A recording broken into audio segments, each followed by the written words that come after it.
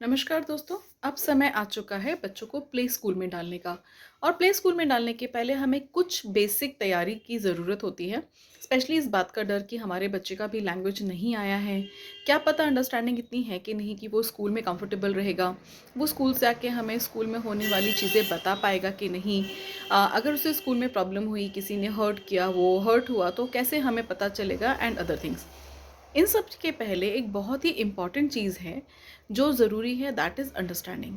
क्या आपका बच्चा कम्युनिकेशन, कमांड्स, नीड्स समझ सकता है? और इसमें एक बहुत इम्पॉर्टेंट रोल प्ले होता है आपकी लैंग्वेज का।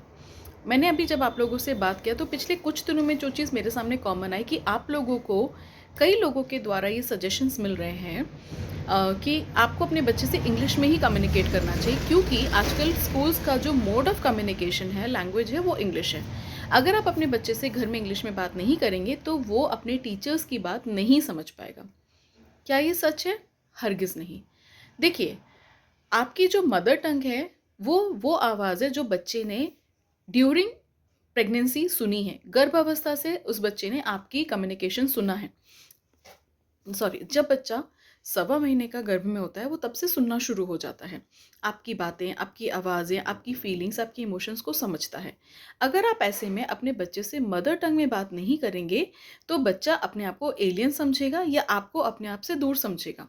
आप लोग खुद तो हिंदी में बात करते हैं, मदर टंग में बात करते हैं, पर जब आप उससे बात करते हो तो give it, take me, sit down, take it away, where are you going, say hi, say bye, what you want, apple, you want to eat, say I'm hungry। आप इंग्लिश के बहुत ही लिमिटेड वर्ड्स के phrases use करते हैं, पर आप आपस में जब बात करते हैं तो आप अपनी मदर टंग में बात करते हैं। हो सकता है आप घर में भी इंग्लिश में बात करते हैं, हस्बैंड वाइफ एंड बच्चे के बीच में, बट जब आप ऑन फोन अपने पेरेंट्स से बात कर रहे हैं, फ्रेंड्स लोगों से बात कर रहे हैं, तो आप अपनी मदर टंग में बात करते हैं। यहाँ बच्चे के सामने कन्फ्यूजन है कि व्हाट शुड आई डू, अब मैं क्या करूँ। और वो आपकी चीज़ों को, आपकी बातों को, आपके कन्वर्सेशन को पूरी तरह से ना ऑब्ज़र्व करता है, ना वो फ़ॉलो करता है, और उसका लैंग्वेज डिले होता चला जाता है, स्पेशली इमोशनल कनेक्ट। क्योंकि जब आप अपनी मम्मी से बात करते हैं, अपने पापा से बात करते हैं, दोस्तों से बात करते हैं, तो आप बहुत फ्री होकर बात करते हैं, बहुत एन्जॉय करके बात करते हैं, आप हँसते हैं, ठहाके मारते हैं, जोक्स मारते हैं, इमोशनल कन्वर्सेशन करते हैं। पर जब आप बच्चे से बात करते हैं तो सिर्फ़ कमांड बेस्ड कन्वर्सेशन होता है। आर यू हंग्री, से हाय, से बाय। क्या आप उस लेवल का जोक्स और इमोशनल कनेक्ट अपने बच्चे से कर पाते हैं? अब आप यहाँ कहेंगे कि मैम वो छोटा है, अभी नहीं समझेगा। नहीं, बच्चे emotions from the day one of their life समझते हैं। अगर माँ खुश है तो बच्चे को गर्भ में पता चलता है कि माँ खुश है। अगर माँ दुखी है, पापा ने आगे कुछ बोल दिया है, फैमिली का प्रेशर है, या किसी भी बात से मम्मा परेशान है, स्ट्रेस्ड है, बच्चे की ग्रोथ पे फ़र्क पड़ता है। तो बच्चा इमोशन समझता है। अगर आप अपने बच्चे से इमोशनली कनेक्ट नहीं होंगे तो वो डेवलप कैसे करेगा? सिंपल। अगर आप अपने बच्चे से इमोशनल कनेक्ट में बात नहीं करेंगे, मदर टंग में बात नहीं करेंगे, तो आपसे कनेक्शन लूज़ कर देगा। उसका लैंग्वेज डेवलप नहीं होगा, उसका इमोशनल डेवलप नहीं होगा। अगर आप प्ले स्कूल की तैयारी के लिए इंग्लिश को प्रायोरिटी देने की कोशिश कर रहे हैं कि ताकि बच्चा स्कूल में इंग्लिश की टीचर्स की कमांड को समझे, तो ये गलत है। आप अपने बच्चे से मदर टंग में बात कीजिए, बीच बीच में इंग्लिश के वो फ्रेजेस यूज़ कीजिए जो कि कॉमन लैंग्वेज में आते हैं। अभी मैं आपसे बात कर रही हूँ, मैंने ना हिंदी में बात किया ना इंग्लिश में बात किया, और मेरी बात मिक्स्ड लैंग्वेज में है।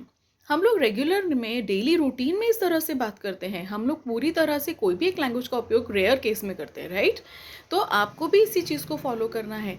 अगर आप अपने बच्चे से कह रहे हैं come now time to meal, have food, आप ऐसे कह सकते हैं आओ लंच का टाइम हो गया। आपने यहाँ लंच और टाइम दो इंग्लिश वर्ड्स यूज़ किए। अगर स्कूल में टीचर बोलेगा इट्स टाइम फॉर लंच, तो बच्चा इजीली उस चीज़ को कोऑर्डिनेट कर सकता है कि टाइम फॉर लंच। तो दो वर्ड्स के चेंज में सेम मीनिंग वहाँ पहुँच चुका है। अभी मैंने आपसे बात किया, एक पेरेंट से बात हो रही थी, तो अपने बच्चे से वो पूरे टाइम सिर्फ इंग्लिश में कन्वर्सेशन करते हैं, पर घर में उनके ग्रैंड पेरेंट्स होते हैं, वो अपने ग्रैंड पेरेंट्स के साथ हिंदी में बात करते हैं। बच्चा ग्रैंड पेरेंट्स के साथ कनेक्टेड नहीं है क्योंकि वो लोग एक दूसरे की बात ही नहीं समझते। What is this? क्या आपका बच्चा सिर्फ स्कूल के लिए पैदा हुआ है? क्या उसको सिर्फ टीचर्स की ही बात सुनना समझना है? क्या उसका किसी और से लेना देना नहीं है? How is that possible? और आप लोग कैसे इस चीज़ को फॉलो भी कर पा रहे हैं? उस पेरेंट्स ने मुझे कहा कि उनको प्रोफेशनल्स ने कहा था कि स्कूल की तैयारी के लिए आपको अपने बच्चे से इंग्लिश में बात करना ज़रूरी है। नहीं, स्टडीज़ कहती हैं कि एक बच्चा सामान्य तौर पे 2 से 3 लैंग्वेजेस को ईज़िली प्रोसेस कर सकता है। प्रोसेस का मतलब है दैनिक दिनचर्या के लिए, डेली रूटीन के लिए जो ईज़ी कन्वर्सेशन है, जो नीड बेस्ड कन्वर्सेशन है, बच्चा 2 से 3 लैंग्वेजेस में आराम से समझ सकता है। बड़ों को वक़्त लगता है चीज़ों को असेंबल करने में, प्रोसेस करने में, बट बच्चों को नहीं लगता। तो बच्चे स्कूल में ईज़िली एडजस्ट हो जाते हैं। अगर इंग्लिश एक इम्पॉर्टेंट या सबसे इम्पॉर्टेंट कन्वर्सेशन लैंग्वेज होती, तो हम लोगों को तो बहुत प्रॉब्लम होता, क्योंकि हम तो उस ज़माने से पढ़ कर आए हैं जहाँ टीचर्स भी हिंदी में बात करते थे। सिर्फ इंग्लिश का टीचर इंग्लिश पढ़ाते समय इंग्लिश बोलता था, अदरवाइज़ वो भी हिंदी में बात करता था। तो हम तो सर्वाइव ही नहीं कर पाते ना। तो आप अपने बच्चे की ज़िंदगी को मुश्किल क्यों बनाने की कोशिश कर रहे हैं? So please take it a note. आपको अपने बच्चे से मदर टंग में बात करना है, हर तरह की बात करना है, हर वक्त बात नहीं करना है, but meaningful, emotional, need based बातों के अलावा भी वक्त गुजारना है। एक और पेरेंट से बात हुई, वो अपने बच्चे से बात करते हैं तो पूरे टाइम सिर्फ कमांड्स वाली बात, जब एक्टिविटी कराना तो अपने बच्चे के साथ बैठते हैं, बात कराते हैं, अदरवाइज बच्चा फ्री है। नहीं, आपको अपने बच्चे के साथ quality time without activities, without any target भी गुज़ारना है। That is again important. नहीं तो आपका बच्चा आपको भी टीचर समझेगा कि जब भी ये मेरे सामने आती हैं, एक्टिविटी लेके बैठ जाती हैं, मुझसे तो और कुछ बात ही नहीं करती हैं। तो वो आपके सामने भी सिर्फ नीड्स के लिए आएगा, आपको खींच के लेके जाएगा, अपनी चीज़ पूरी कराएगा, हो गया काम फ्री।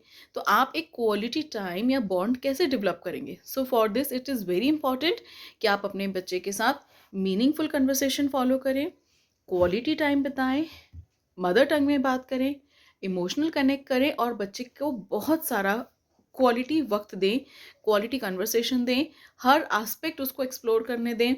इमोशनल हो, इंटेलेक्ट हो, एकेडमिक हो, घर का काम हो, लोगों के बीच ले जाना है, सोशल है, पीयर प्ले है, उसको वक्त दीजिए। आपका बच्चा जो कर रहा है, आपको समझ आ रहा है कि इसमें प्रॉब्लम है, अपने शब्दों में प्रॉब्लम को लिस्ट आउट करो और अपने हिसाब से उसको सोल्यूशन बनाओ। फॉर एग्जाम्पल, अगर आपका बच्चा दोस्तों के साथ मिक्स नहीं होता, अड़ोस-पड़ोस के बच्चों के साथ टॉय शेयर नहीं करता, तो ऐसा नहीं कि उसकी आदत है, उसको अकेले खेलना पसंद है, उसको अपने टॉयज़ देना पसंद नहीं है। अपने बच्चे की उस आदत को टैग लगाकर उसको उसका बिहेवियर ना बनाने दें। बेहतर होगा शेयरिंग एंड केयरिंग का एटीट्यूड सिखाने की कोशिश करें। अपनी चीज़ों को पहले दूसरे बच्चों के साथ शेयर करें। फॉर एग्जांपल, आप अपना कोई टॉय लेके बैठें, उस बच्चे के साथ खेलना शुरू करें जो नया बच्चा है, आपका बच्चा देखेगा कि मम्मा भी उस बच्चे के साथ शेयर कर रही है, तो वो भी कोशिश करेगा। तो आपको जो भी अपने बच्चे को बिहेवियर सिखाने हैं, वो आपको पहले प्रिटेंड प्ले करना पड़ेगा, पहले करके दिखाना पड़ेगा, बच्चा ऑब्जर्व करेगा तभी सीखेगा। आप सोचिए, वन फाइन डे बच्चा करने लगेगा, तो ऐसा मैजिक वॉन्ड या जादू की छड़ी किसी के पास नहीं है कि अचानक एक दिन बच्चा बोलने लगेगा, अचानक एक दिन बच्चा शेयर करेगा, अचानक एक दिन बच्चा सब करने लगेगा। इसकी शुरुआत आज से और अभी से होगी। So parents, B very clear about your things. जो करें वो सोच समझ के करें कि आपके बच्चे को ऑब्जर्व कराना है। स्पून फीडिंग ना कराएं कि बच्चा खुद से कर लेगा, वो खाना सीख जाएगा।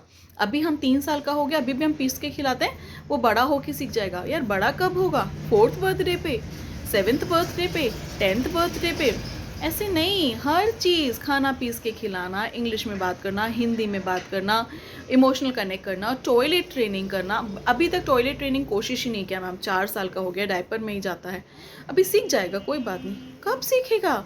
मेडिकल साइंस के हिसाब से सबसे बढ़िया टाइम है 1 साल से लेके 3 साल तक आपके बच्चे को हर चीज़ सिखाने का। खुद से नहाना, केयर करना, टॉयलेट जाना, टॉयलेट क्लीन करना, ब्रश करना, स्पिट करना, खुद से खाना खाना, स्वॉलो करना, च्यू करना, अलग अलग टेक्सचर्स को पहचाना, कोम करना, छोटे छोटे सिंपल कमांड्स फॉलो करना, अपनी चीज़ें ऑर्गेनाइज करके रखना, ये बच्चे शुरू से सीखते हैं। और आपको अपने बच्चे को मिल के सिखाना होगा, उसके साथ चीज़ों को ऑर्गेनाइज करना सिखाइए। वो सीखेगा, मम्मा ऐसे करती है, पापा ऐसे करते हैं, मैं भी ऐसे करूँगा। तो बच्चे की ऑब्जर्वेशन एंड इमिटेशन की जो आदत है, वो 1 डेढ़ साल से शुरू होती है, 2 साल पर मैच्योर हो जाती है। बच्चा from the day one observe करके इमिटेट करता है। आप उसके सामने वो एग्जाम्पल्स प्रेजेंट करें जो आप चाहते हैं अपने बच्चे को सिखाना, लैंग्वेज हो या केयरिंग एक्टिविटीज़ हो। Clear? So I hope it helps you. Play school की तैयारी के लिए अंडरस्टैंडिंग ज़रूरी है, स्पेशली ऑफ लैंग्वेज। लैंग्वेज के लिए इमोशनल्स होना ज़रूरी है, इमोशनल कनेक्ट होना ज़रूरी है, इंटेलेक्ट होना भी ज़रूरी है, बट पहले इमोशनल अंडरस्टैंडिंग एंड अपनी ज़रूरतें समझना ज़रूरी है। So be very clear, mother tongue का उपयोग कीजिए, बच्चे के साथ क्वालिटी टाइम गुजारिए, सिर्फ एक्टिविटीज़ पे फोकस ना करें, हर तरह से अपने बच्चे को डेवलप कराइए। Okay, so stay safe, happy parenting.